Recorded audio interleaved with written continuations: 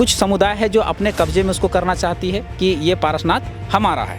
विवाद यहीं से शुरू होता है। मधुबन के साइड से उन्होंने रास्ता बनाया है, तो आपका कहना है कि अब इस पीछे वाले साइड से भी ये लोग रास्ता बनाना चाहते हैं। 15 फीट का रोड बनाना चाहते हैं। अच्छा, क्या तो लिखा है उन्होंने इसमें? लिखा है कि जिससे कार सीधे पहाड़ी पर जाएगी, जिससे डोली वालों को व्यापार खत्म हो जाएगा। मतलब जितना आप ऊपर में से टापू टापू देख रहे हैं, सब ने इन्होंने मंदिर बना दिया। अच्छा, सब पे जैनियों का कब्जा है। हाँ, सब पे। और पहले जहाँ मंदिरें आज बनी हुई है, वहाँ पहले कभी क्या हुआ करता था, घना जंगल हुआ करता था, घना जंगल। यहाँ 3 महीने तक जंगल में आग लगेगी।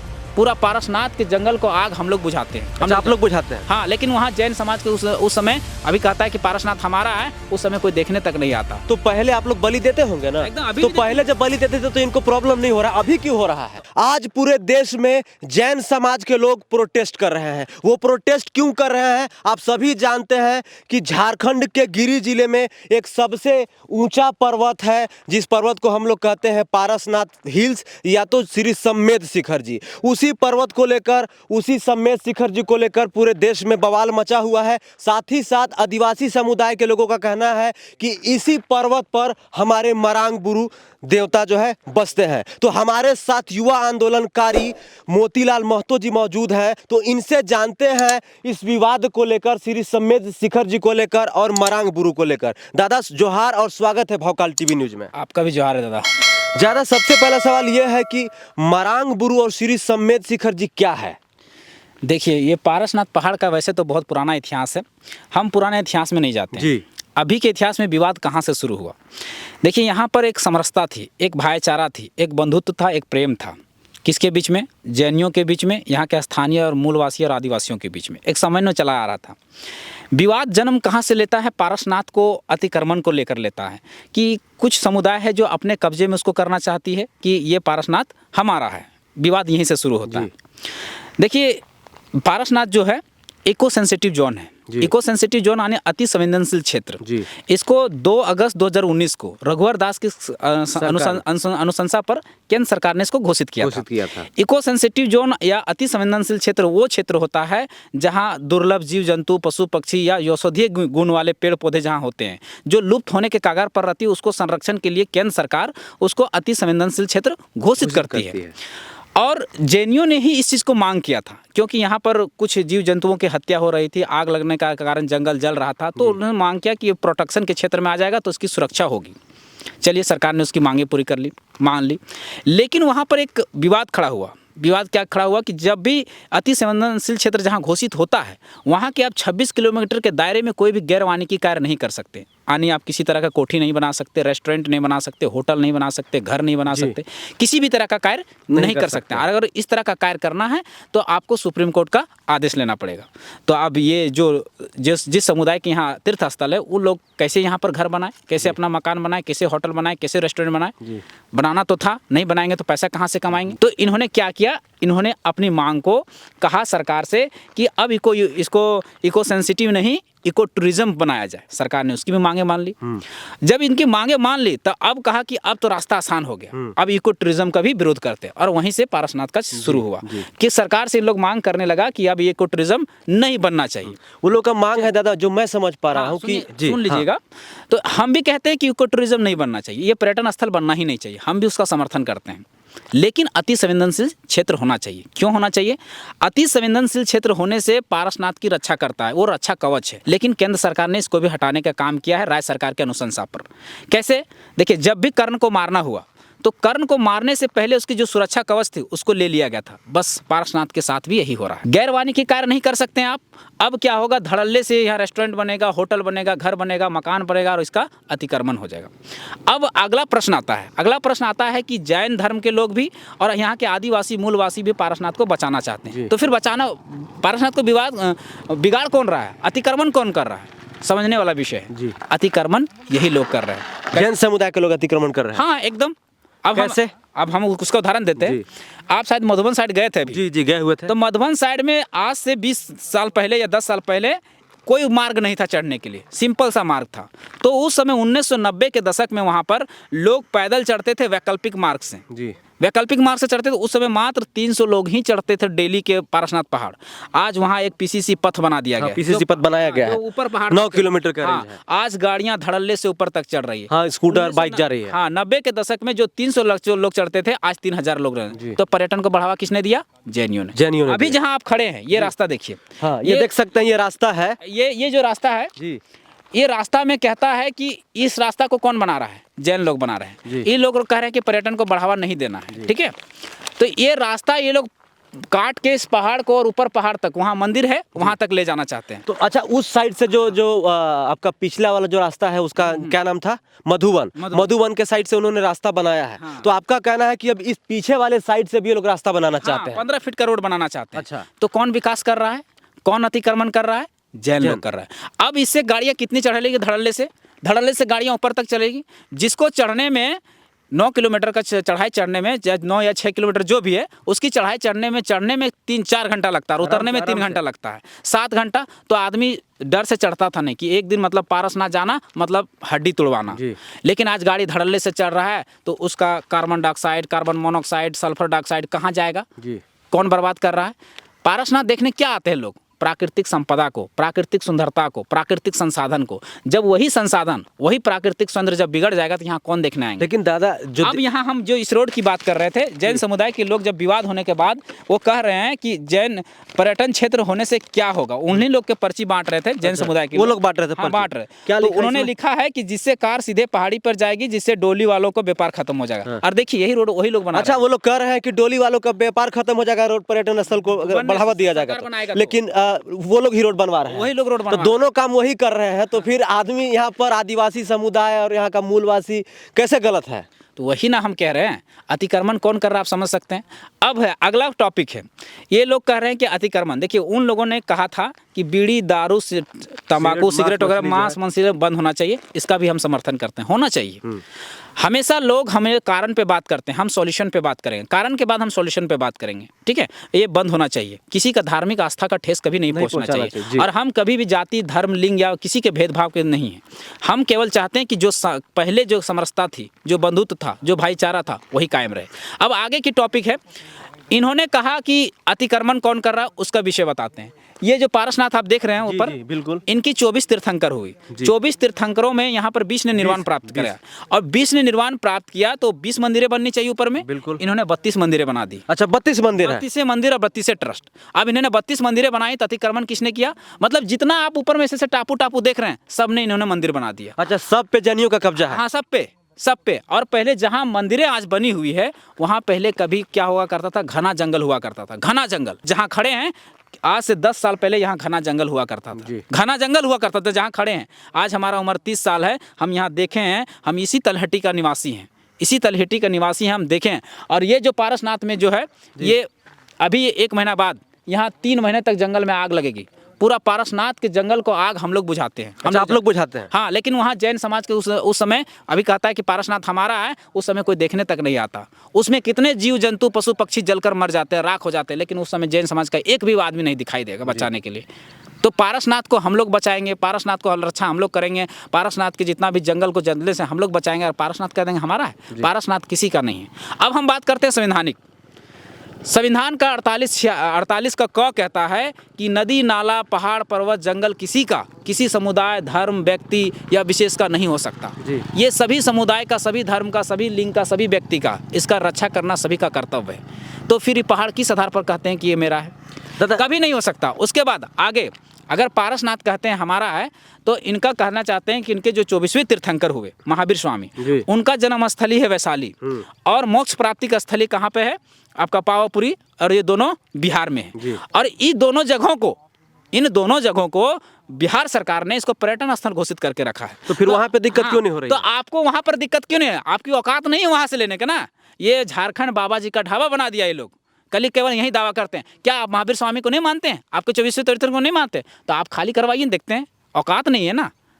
और उसके बाद जमीन का अतिक्रमण ये लोग किस तरह से कर रहे हैं ये भी हम बताते हैं। आप मधुबन साइड गए होंगे, बिल्कुल, देखे कितना बड़ा बड़ा कोठी बना हुआ था, कोठी बड़ा बड़ा बंगला टाइप का बना हुआ, रेस्टोरेंट कितना बड़ा बड़ा बना हुआ है। अब वो सारी जमीनें हैं, यहाँ की जमीनें जहाँ आप खड़े हैं, यहाँ भी CNT लागू है, ठीक है। यहाँ की जमीनें 3 ही चीज़ की जमीन है, या तो GM लैंड की जमीन है, या तो फॉरेस्ट विभाग की ज़मीन है या तो सीएनटी की ज़मीन है।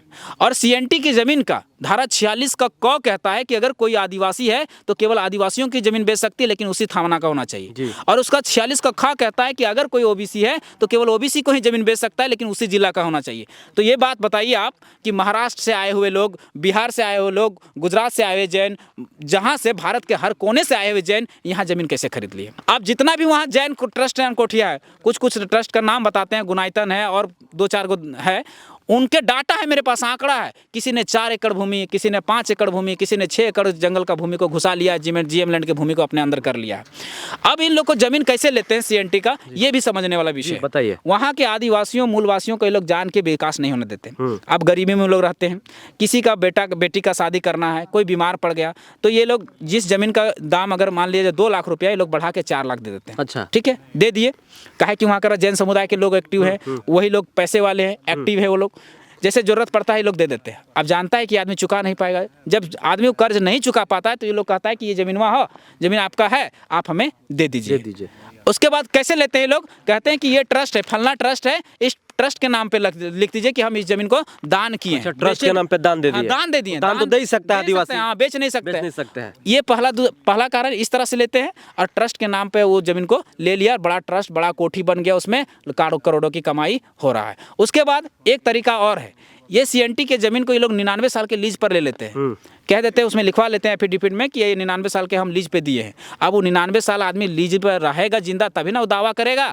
तब तक बड़ा महल, बड़ा कोठी बन गया, बन के तैयार है। इस तरह से यहाँ जमीन का अतिक्रमण चल रहा है। उसके बाद आगे है, अगर आप चाहते हैं जिस तरह से समय में पहले था, अब ये लोग क्या कर रहा है कि वहाँ के जो स्थानीय आदिवासी मूलवासी की दुकानें हैं उनका ये लोग बाइकआउट कर रहा है। अच्छा, वहाँ पे जो मधुबन में बहुत सारी दुकानें हैं, तो क्या आदिवासी लोग वहाँ पर बेच नहीं सकते, दुकान नहीं ओपन कर सकते? नहीं, ओपन कुछ है यहाँ, कुछ जैन लोग का भी है, कुछ यहाँ के लोगों का भी है, मिश्रित है। लेकिन ये लोग कह रहे हैं कि आदिवासी मूलवासी की जो दुकानें, उससे सामान जैन लोग को नहीं खरीदना है। अब नहीं खरीदना है, अगर नहीं खरीदिएगा हम तुमको आने कहा देंगे। जगह मेरा गया, ज़मीन मेरा गया, जंगल मेरा उजड़ा, और तुम हमको रोजगार तक नहीं दे सकते। जबकि ऐसा नहीं है कि हम लोग उसी पे डिपेंड हैं, हमारे भी लोग वहाँ टूरिस्ट करने जाते हैं, हमारे लोग भी घूमने जाते हैं। आप ही आए हैं दूर से। अभी बहुत सारे लोग ऊपर जा रहे थे। हाँ, तो आप भी कुछ खरीदें। लेकिन वो लोग साफ शब्दों मन कर रहा था जैन को जैन ही से सामान खरीदना है, तो भैया हम तुमको क्यों दें? अच्छा, आज देखें कि मधुबन के साइड में जब जमीन खत्म हो गया, तो ये लोग ये सारा जमीन जो खाली है, खाली प्लॉट है, ये लोग एक अलग रास्ता बना रहा है। अच्छा, पीछे वाला रास्ता है। हाँ। एक मिनट दर्शकों, जरा देख लीजिए, मोतीलाल महतो जी युवा क्रांतिकारी ही, ये बहुत डिटेल में पारसनाथ और ये श्री समेत शिखर जी और मरांग गुरु के बारे में समझा रहे हैं। जैनियों का जो ये पवित्र तीर्थ स्थल है उसके बारे में समझा रहे हैं। मधुबन के साइड हमने आपको दिखाया है कि वहाँ पे क्या स्थिति है। बहुत सारी दुकानें, कोठियाँ, होटल्स, रेस्टोरेंट बन गई है। लेकिन अब इनका कहना है कि ये जो रोड जो है जैन समुदाय के लोग बनवा रहे हैं, और ये जो बहुत सारी खाली पड़ी हुई जमीन है, इस पर भी उनका कब्जा होने वाला है, जैसा कि मोतीलाल जी का कहना है ना दादा? हाँ, अब है कि हम बात करेंगे अब सॉल्यूशन पे। सॉल्यूशन क्या निकलती है? देखिए, जो पहले से आदिवासियों, मूलवासियों और जैनियों के बीच जो समन्वय बना गया था, वो बना रहे। मतलब कैसे?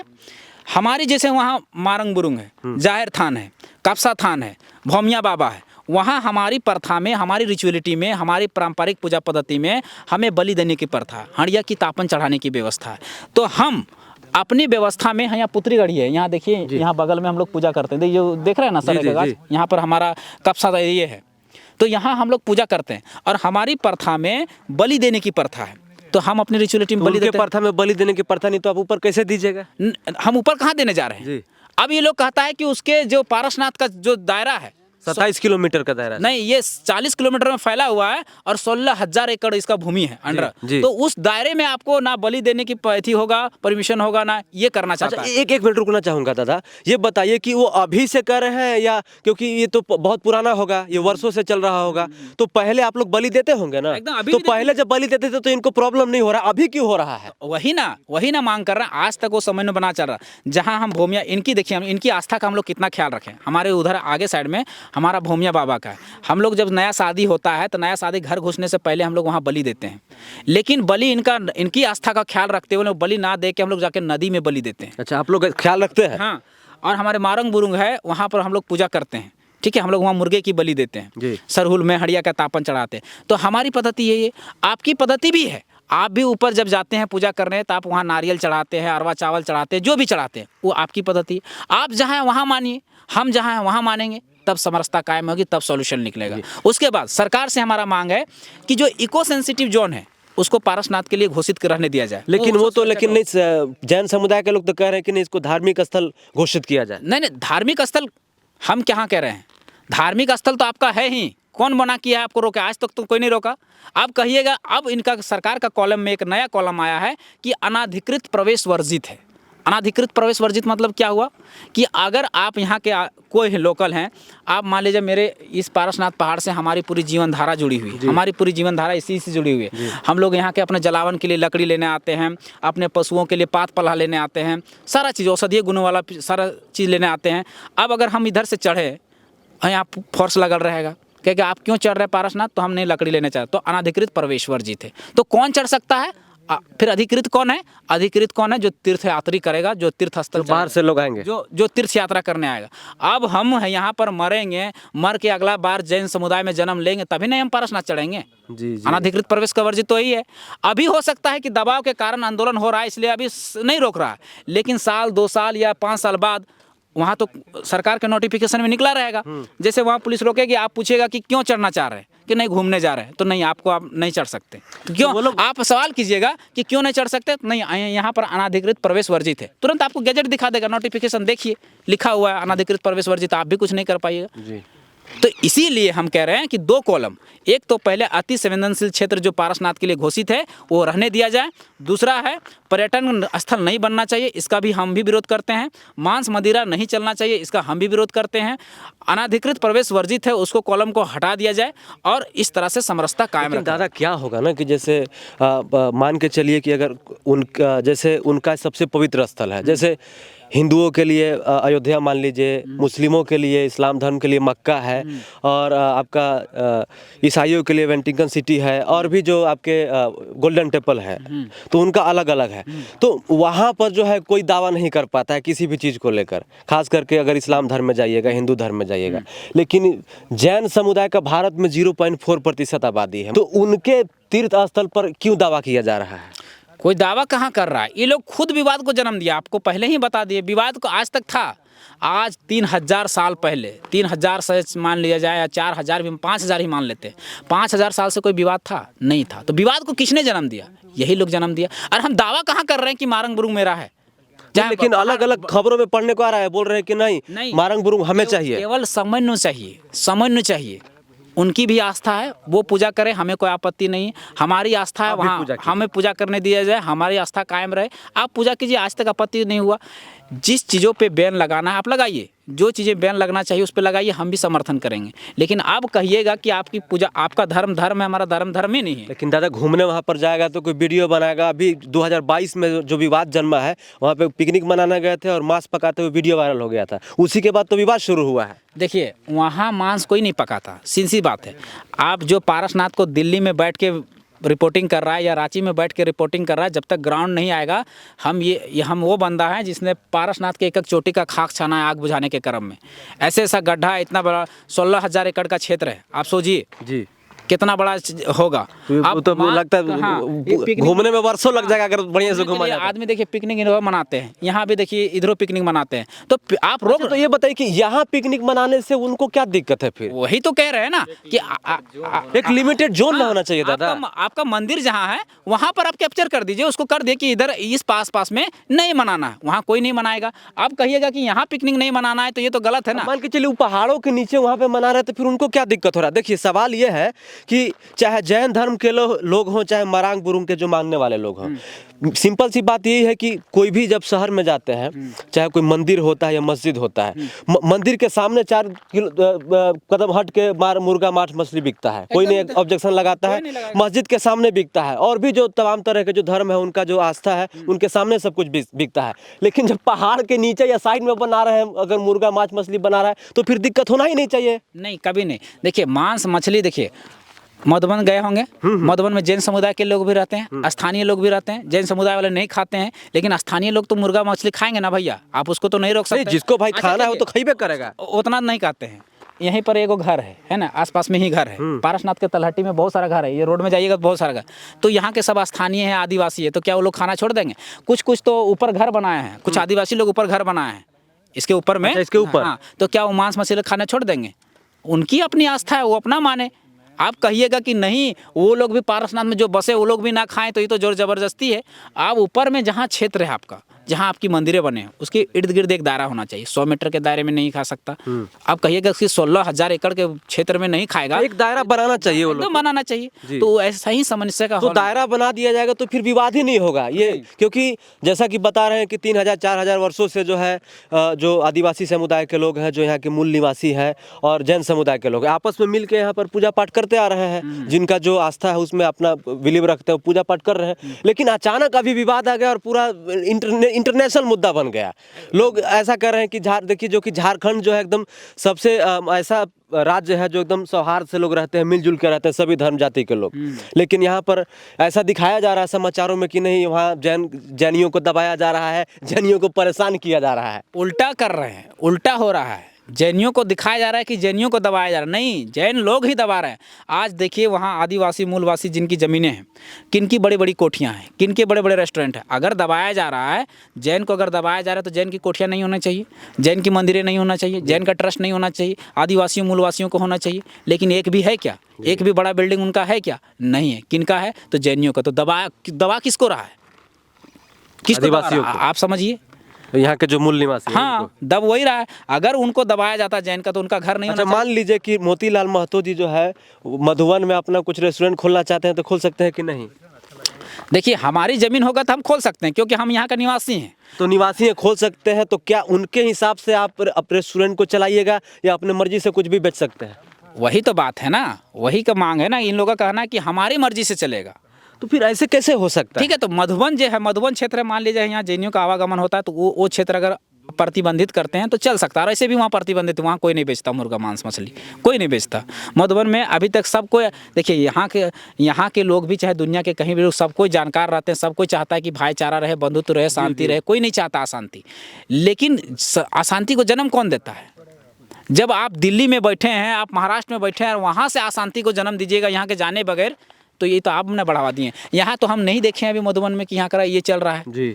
आदमी, सबको पता है कि आस्था क्या चीज़ होता है, सबको ख्याल रखता है। दिखा दीजिए हमको, वहाँ समोसा मिल जाएगा आपको, जलेबी मिल जाएगी, सब मिल जाएगी, लेकिन आपको अंडा नहीं मिलेगी। नहीं मिलेगा। क्यों? अंडा भी तो बेच सकता था, लेकिन आपका आस्था। लोकल आदमी की बात कर रहे हैं, लोकल आदमी समोसा बेच रहा है, जलेबी बेच रहा है, सिंघाड़ा और भी कुछ चीज़ें बेच रहे हैं, लेकिन अंडा नहीं बेच रहा है। इसका मतलब है कि वो भी आपका आस्था का ख्याल रखी है। जी, देखिए, आप मोतीलाल महतो की बातों से समझ गए होंगे कि क्या मामला है। सरकार को चाहिए कि दोनों समुदाय से मिल के बैठ चीज के इस बात को जो है इस मसले को सुलझा लिया जाए, क्योंकि बहुत बड़ा मुद्दा नहीं है, बहुत छोटा सा मुद्दा है। और इस छोटे से मुद्दे को झूठ मूठ के नेशनल मीडिया में दिखाया जा रहा है कि ऐसे हो रहा है, ये हो रहा है, वो हो रहा है। ये इतना बड़ा मुद्दा नहीं है, क्योंकि जाहिर सी बात है, जो जैन समुदाय के लोग हैं, जो उनका पवित्र स्थल है, जहाँ पे मंदिर है, वो एक दायरा में है। उस दायरे के बाहर अगर कोई कुछ कर रहा है तो उस पर रोक नहीं लगाना चाहिए, मुझे ऐसा लगता है। आप जरा कमेंट करके बताइए कि आपको क्या लगता है। देखिए, आदिवासी समुदाय ना बहुत ही मतलब सिंपल और बहुत ही साधारण समुदाय है।